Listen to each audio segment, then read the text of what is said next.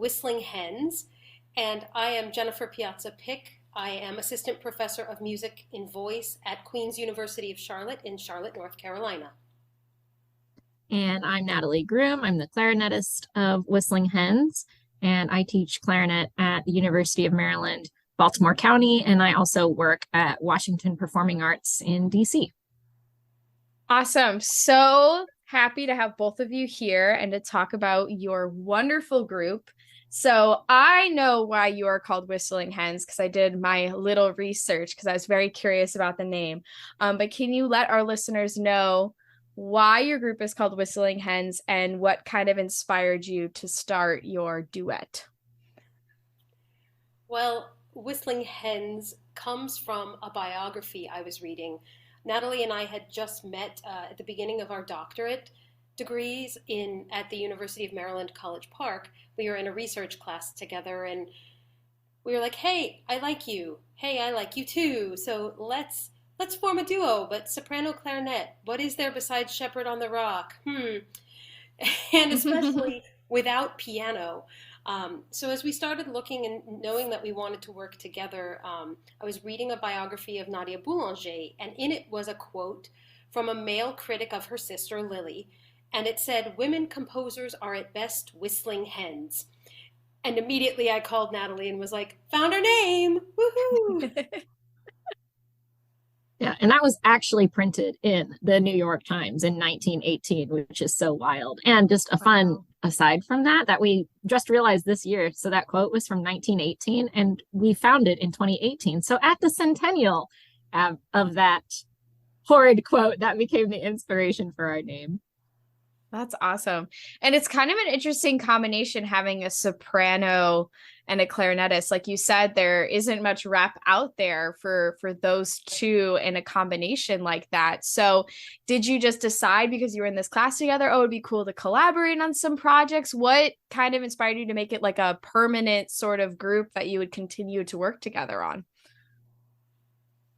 Yeah, for me, coming from a instrumental chamber music background, it's not so crazy to just have friends in classes and be like, yeah, let's play some music together. Mm-hmm. And so that kind of thing was always on my mind, and especially with chamber music being like a requirement in lots of degree paths, it's pretty frequent that students will be seeking out other students to make groups like that. But we really kind of bonded during this class just because it had some unique challenges that we were able to talk about. And I don't know, just through talking with each other, we realized we were both on this journey of spotlighting women composers. I think Jen had been on that journey for longer than I had.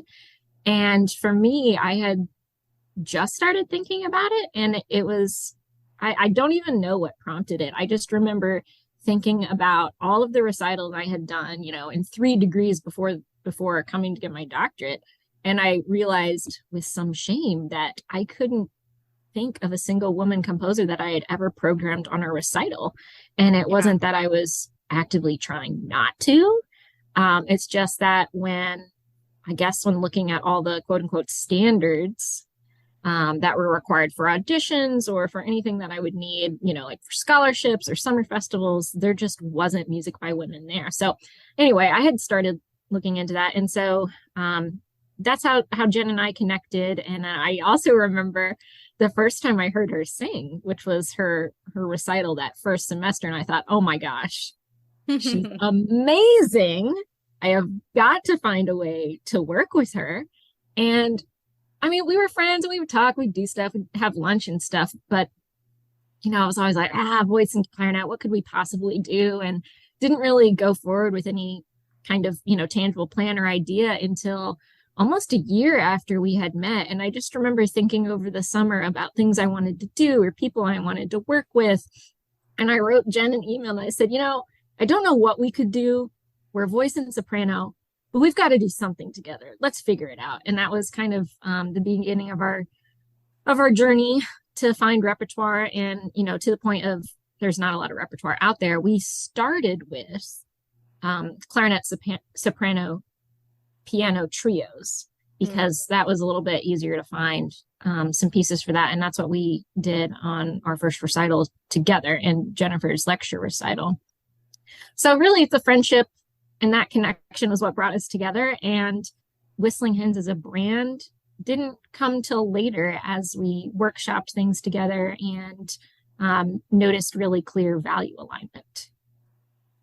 Yeah, that's great. And I noticed, just taking a look at your website and kind of checking things out about you and listening to you two perform, which by the way, you sound amazing. So nice work there too. But you started to mention that you advocate for women composers when you choose repertoire and things like that.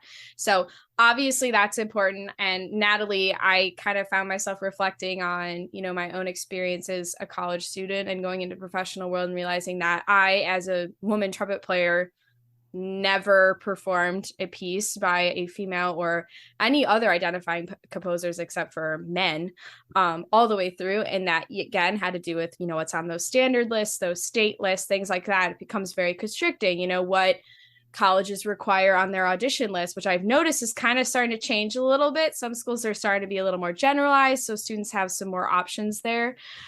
So in talking about that advocacy work and purposely programming works by women composers, how important is that to you with your values as your duo? And, maybe what are some of your favorite composers that you've worked with? Because I know you do some commissions and stuff like that. If you want to delve in a little bit on that commission work. Well, our value is promoting women composers, not only in performance, but also working towards financial equity for women in this business. So everything, we only, as a duo, only perform women composers. Now, that doesn't mean that outside of our work as Whistling Hens, we don't perform men. We do perform all composers, but under the guise of Whistling Hens, we do only perform women composers. And honestly, I think it's really important that we are striving for equity in terms of what we put up on the stage. Something that Natalie and I have talked a lot about is that also as educators, it's important to us that we are programming and assigning pieces for our students that are also by women composers, because I don't think we change this narrative only as performers. When my freshman undergraduate or my high school private student is singing women composers regularly, then it's not some big eye-opening thing for them as they grow into professionals. So I personally find that a really important part of my work as an educator. And then I like my students to see me also doing it. And it's really important for me to be out there with Whistling Hens so that they see that this is also something normal in our field, that we don't just perform the same leader every year in your lesson. Yeah, it's that lead by example idea for our students. And I think of, back in, when I was in high school, things like that, I didn't really know where to look for pieces to play. So I think it's really important that we share resources as well. I do a whole project with my students every year where I share with them how I choose repertoire, and I give them a list of, all the different sites or resources that I use, and I have them go and create their own program and use the resources that I'm looking at as well. So they're kind of teaching themselves, oh, okay, this is where I would go if I'm trying to find, a saxophone solo for this or whatever. And I purposely pick, sources that are from all different people of all different walks of life, right? Not just your stereotypical, oh, we're just going to do a Google search and I'm just going to see what I get on like JW Pepper or something like that. I'm being pretty purposeful with that. And then that way I'm kind of, again, like teaching them how to find it for themselves. And I'm always obviously a resource for my students as well. I can kind of give them that like guiding hand, but I think it is important, like you said, to lead by example in that way, because like we could do what we can professionally as performers, but it's important that we're bringing our students up where that's more of the norm as well, not just playing the same, standard rep over and over and over again. So I do agree with you there for sure. Yeah, and a key thing that you're highlighting here is just access to and knowledge of resources. So it's really easy to operate in a state of overwhelm and even I don't know what I don't know. And I definitely found myself there when I was first looking for repertoire. And so, part of what we do often, people will write to us and be like, oh, we heard you play at such and such conference, or we found your website. And we can share, lists of people that either we've worked with directly or that we just have in our own library that we can refer people to.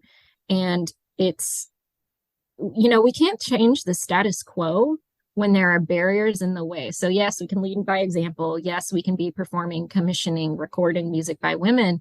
But really, a root cause analysis would show that when people just don't have access, they'll make up excuses to not practice equity and diversity. And so, let's say somebody is of the mindset that, I want to try to diversify my programming. You just don't have a lot of great ways to find music. Like, what are you going to search for? Like, if you search for clarinet and soprano music by women composers, maybe will come up. I don't even know. But, you're sifting through just pages and pages of data. If you're going through a library catalog, you can't search by any kind of demographic criteria. It certainly doesn't tell you like the gender of an author. If you're sifting through something like J.W. Pepper or Sheet Music Plus and those kinds of databases, it's the same problem there. So it is a bit overwhelming. And I think if we can keep building this network of people who have a little bit more of the know-how, who have access to those resources and can compile those for people and can present at conferences to share with people, hey, this is possible and here's how we can make it easier for you to do so, I think we can remove those barriers, which thus makes our programming world more equitable. And as we're mentioning resources, the thing that's really interesting, I think, is there are some resources, but I don't think they're exceptionally well known, like the Institute for Composer Diversity, that Hildegard Publishing publishes historical women composers. If you go to Glendower Jones' classical vocal reprints in the vocal world, he has Klarnon publishing under his umbrella now, and he has a wide selection. But you have to know that those resources exist when you're going to search. Natalie, you're right. Like at an institution, at an academic institution, you're probably going to have a hard time unless you have some specific composer names that you're looking for. Yeah, and I always thought it would be interesting, not just from a performance standpoint, but from an education standpoint, to like have part of, if you're studying to be a music educator, part of your class requirements to be in some way, shape, or form, like finding repertoire that you could use for, different levels of ensemble or solo from different resources and create a diverse program. Because I think that would help, professors be able to share with their students ways that they've found different resources. And that kind of can create some sort of community where everybody kind of shares what they found. And then that way, when we put teachers out into the world, which, everyone starts being taught music in some capacity, right? Then we already have that being the norm. So I always thought it would be a cool idea, like whether it's for, maybe a choral methods class someone's taking or something like that, to be able to be challenged to create those things. I know I've done that in a couple of my methods courses when I was in school. And it was really awesome for me. And, being like a trumpet player and instrumentalist, I was challenged to create a choir program for like a middle school choir. And I was, supposed to make it for a diverse pool of students. So I was trying to pull things from all different countries and different gender identifying composers. And I had to have some like secular music and maybe a little sacred music. And I was trying to combine it all together and still have a central theme to it. So it was a very challenging project, but I learned so much about here's where I find everything as well. So I wish we did more of that stuff, even just at the college level, of just showing people, okay, here's how we find those things. And I think teachers and professors at the university level need to challenge their students to take on that music a little bit more and find more new music and composers that are still alive and that they can have conversations with. I think that would create such a cool music community, because it is very small, and having a relationship with a composer is so helpful when performing their music. So yeah, I'd add that in some ways it was easier for us because there's almost no repertoire that exists for clarinet and soprano. So it was a very niche area to look into. So it kind of forced our hand in a lot of ways to be looking at transcriptions, and commissions. But, you know, if we were a string quartet, that makes it way harder to sift through the gazillions and gazillions of results. And that's really how our ensemble transitioned to a primarily commission-based focus, instead of just not being a lot of rep out there. And our first couple pieces were transcriptions. We transcribed some works by Rebecca Clark that were originally for soprano and violin. We have this American Folk Suite, which is 5 movements by Cherie Slider, that was for flute and soprano. And really any kind of trebly instrument worked okay for clarinet and soprano. Or there's one that we have that's for B-flat trumpet that I just play on B-flat clarinet. Nice. But yeah, that's really how we got into that whole world and built these relationships with all these really amazing, interesting, living women composers. I personally had not worked with a lot of living composers before that because, I don't know, everything in the quote unquote standard rep is old dead white guys from Europe for the most part. Yep, absolutely. So talking about these commissions and working with living composers, what are some of the current projects that you might be working on together, or maybe some projects that you have going on in the future that you'd like to talk about? What are those plans looking like for you two? Well, we just finished a major project. We launched our first album on October 1st. So this is been a labor of love, and it was just kind of an amazing thing. We'd been talking about doing an album, and then it wasn't really a thing. And then at my previous institution, I saw this call for the faculty research grants, and it was a good chunk of change. And I was like, should I apply for this for an album? And I was like, yeah, sure. If you get the money, then we'll have to do it. And I got the money. So we had to do it. So now you have to do it. Yep. So we, and we're really grateful to Georgia College and State University's faculty research grant, Georgia College's Women's Giving Circle, who gave us the initial money to start this project. And then at the University of Maryland, Baltimore County, the Drescher Fund that sponsored this album, the Maryland State Arts Council, and also a tremendous number of individual donors who gave to our Facebook birthday fundraisers.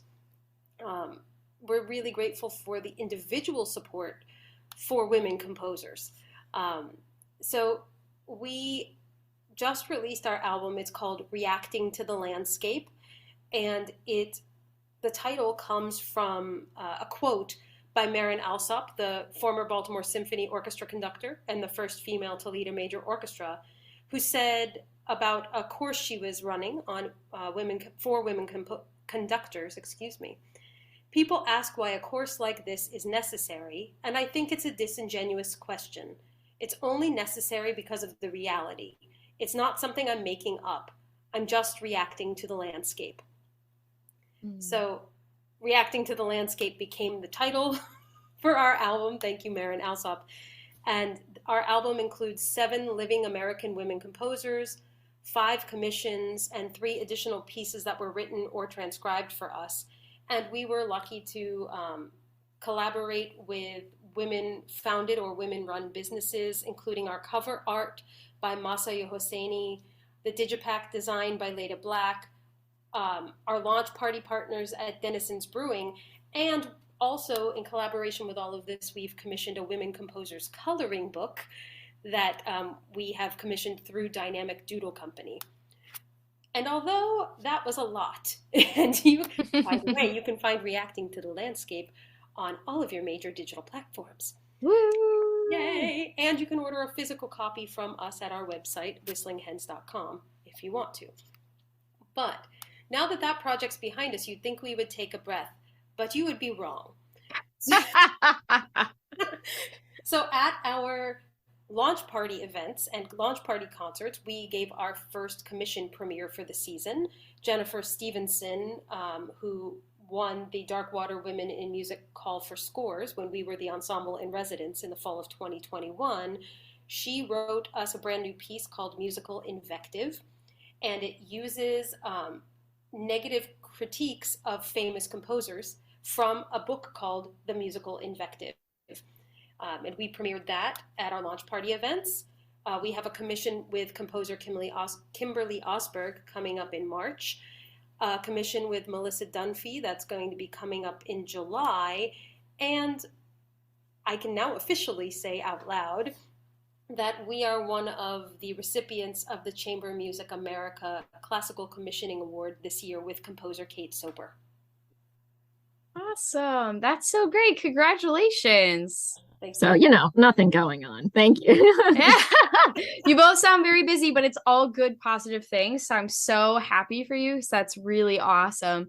And talk about promoting women, because you not only were playing music by women composers, but you had all those female-run businesses involved and invested in your album. So I think that's really cool that, down to the album artwork, you had women involved. And your launch party and things like that. I think that's really awesome that you're promoting, not just women musicians, but people outside of the music world as well. And with all these projects that you have going on, do you have any advice for maybe someone who's listening, who's thinking about maybe starting a chamber group, and is thinking about trying to find new music or commissions or works by women composers? Like, how do you go about reaching out about commissions? Do people come to you? Maybe some advice you might have about how do they get started? Our first commission happened by accident. Natalie was artist in residence at a retirement living community called Collington in Maryland.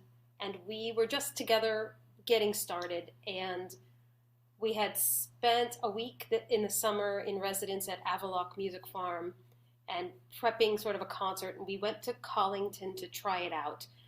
And after the performance, we got a check from the Women's History Club. Is that right, Natalie? Women's History Club? We got a check. Fun. Yeah, we got a check to commission women composers, and then we were like, oh, I guess we have to do this now. And we had just gone to the Music by Women Festival in Mississippi, and we had met Ashley Day, who is a composer in Washington, D.C., and Cherise Leiter, who we mentioned earlier. And so that money sort of helped us talk with them and work on creating commissions. I guess my first thought on commissioning is that you never know where money might come from to support commissions. Yeah. It's really, really fortunate. We were also really fortunate because we were students at the time that the University of Maryland College Park in the School of Music has the M-Cubator grants to help students fund projects. And so they helped us also fund a commission. That's great. I know you have more than me. Well, gosh, this is a huge topic. I mean, and we've talked about even doing panels on this kind of thing of like how to commission and how to start an ensemble and do all those things. And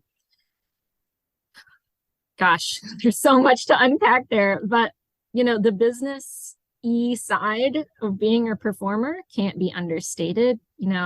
Sometimes it feels like you spend 85 to 90% of your week doing business and admin tasks, and the other is performing and practicing, which you would like it to be the opposite, right? Social media. Social media. Yeah, there's that.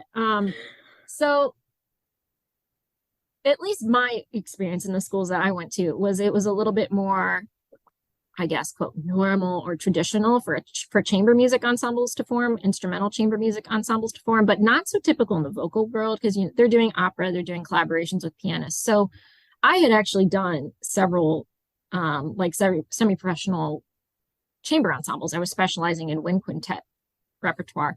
So I had been through the cycle of some really dedicated groups that had done competitions and stuff. And through just doing those things, learning the business skills of how do we launch this? How do we pick a name? How do we, start a social media and build a press kit and a website and make cold calls for gigs and review contracts and all of these businessy administrative things that you have to do just to even, have a name and be able to be doing things. And then when it comes to commissions, Jennifer spoke a lot to that already. But the other thing I'd add is um, not being afraid to read contracts thoroughly and do research and, spell things out really clearly. And if you have a question, just ask. You can always be in touch with us too. We've done this a lot and have a lot of different angles of coming at it. I think the thing people worry about most with commissioning is usually funding. And like Jen said, we're lucky to have some internal funding sources from either being students or being faculty. But so people forget in this very transactional dollar-based culture that there is a lot of value in bartering. So you can negotiate commissioning deals that are win-win scenarios because they place whatever your current, uppermost value is, you can barter on those values. So sometimes, yes, cold hard cash is absolutely the way to go. And especially as you reach out to more like quote unquote famous composers, that's often the way that it goes. But especially with the early and mid-career composers that we typically work with, and we want to do that because we want to get these women into the next, tier so that they can be getting that cold hard cash all the time. There are things we've bartered like we will perform it a minimum of 5 times. We will, give you a recording that is of a high enough audio and video quality that you can use it for grant applications, for awards, for conference proposals, for tenure track review, for all of those things. You can ask for and or give up performance exclusivity rights or recording rights. We found that a lot of times composers are way more interested in how many times you'll perform it and if they can get a recording. They would often rather have that than, I don't know, $10,000 and you play it once and nobody ever touches it again.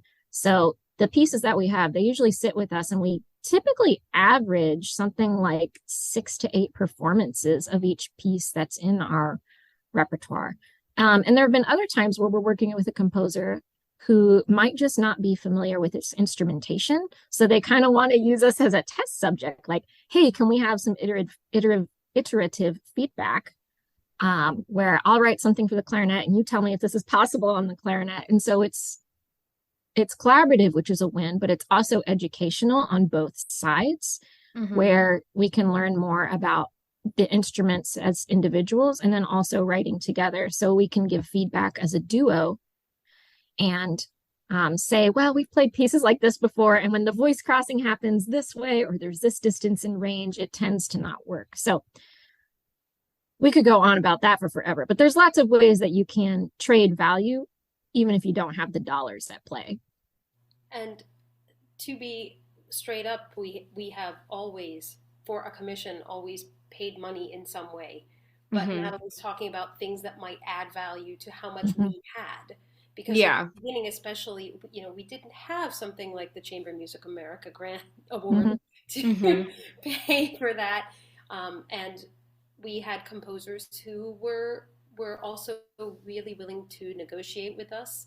I think that's probably also important to remember, that living composers, we want to pay them well, but you can discuss, what your budget is, and you should be honest about that. Yeah. No, you bring up good points. And it's kind of, in a way, you're forming that relationship. You're both promoting each other, right? Like you're promoting their music, they're promoting you as performers. So I think you bring up a really good point with that negotiation thing, because that might not be something that younger people who are trying to form a group like this might necessarily think of. They might need, I need all of this money and all this funding. How am I going to get it?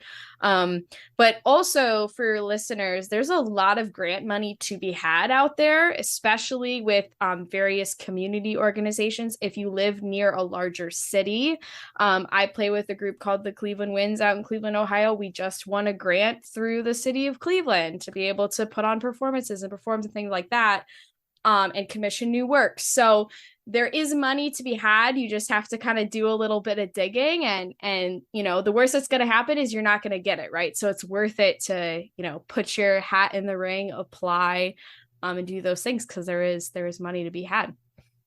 That's very true. We've had support from local arts councils, state arts councils, Mm-hmm. our institutions, and there are so many places that you don't maybe necessarily realize that, oh, my city has an arts council, and hey, look, they have grants. It's Yeah. really exciting. Yeah, absolutely. All right. So my last question for you. This is your opportunity to plug all of your social media that we were laughing about like 2 minutes ago. But you have a website, whistlinghens.com, which you mentioned before, so people could check out all your work there. Would you like to plug any other ways that people can find you, contact you if they have any questions, if they're interested in checking out your music? Natalie, you gonna hit us with this one? Oh, sure. I mean, there's a gazillion. To be honest, we don't keep up on all of them all the time, but everything you can find centralized on our link tree. So linktr.ee/whistling hens. All the handles and all the things is always whistling hens.